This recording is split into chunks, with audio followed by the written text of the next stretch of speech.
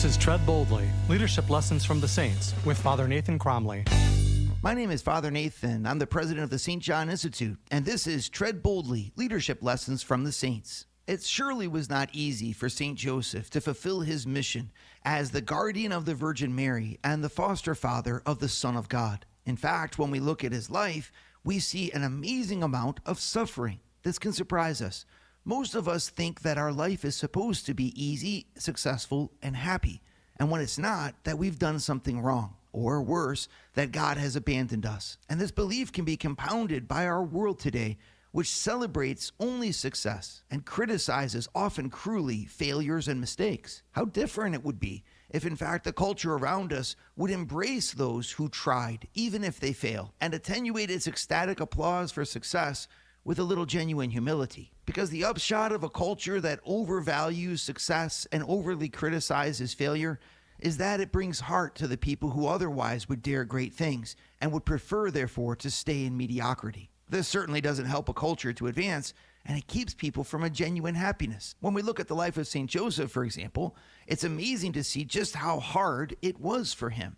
Little is said, of course, in the gospel in detail, but from the moment he decided to take the Virgin Mary on that risky journey in her 9th month of pregnancy from Nazareth in Galilee to Bethlehem in Judea, St. Joseph assumed a great amount of risk. Not only was the journey long and often plagued by things like thieves and wild animals, but when he finally got to Bethlehem, he found that there was no room for him in the place where travelers lodge. No room? His wife was about to give birth, and the one for whom he was responsible was no less than the Mother of God herself, and the one to be born was the Son of God. How could God have allowed St. Joseph to not have had the greatest and easiest of paths? This is a great moment for us to see in him an example for our own lives. What happens when we don't make it into the colleges that we tried to go to, or when the promotions that we were hoping for aren't granted to us? Do we respond to that as the world would have us respond to it? Or do we respond to it like St. Joseph with a light of faith? God will provide.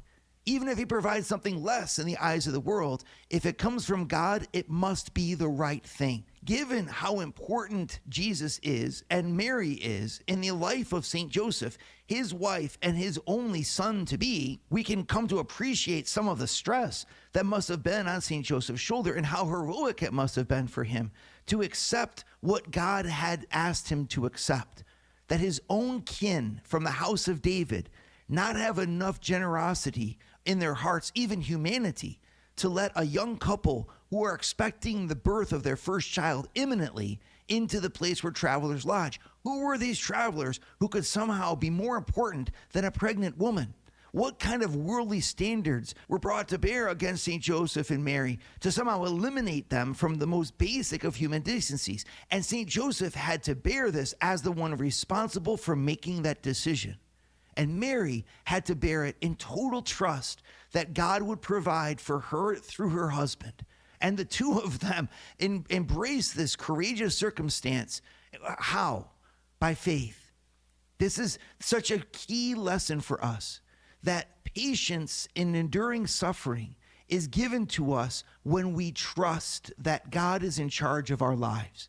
And to the degree that we trust God, that we also are able to suffer things that otherwise would stop us from making progress or would keep other people who don't have that faith from advancing. St. Joseph accepted the rejection. He then accepted to not have what was necessary for the childbirth in the place where there were animals all around him, laying his child in a feeding trough because he doesn't even have a crib. I often imagine that back in Nazareth, he would have made Jesus a crib. He was a carpenter. He would have made him the finest of things. He left it all behind and had nothing to offer except this poorest of means.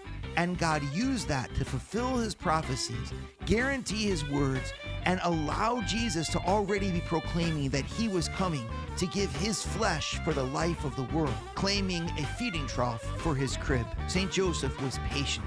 He suffered with endurance because he trusted in God, and that patience allowed him to tread boldly even across the most difficult of circumstances. Oh, yeah.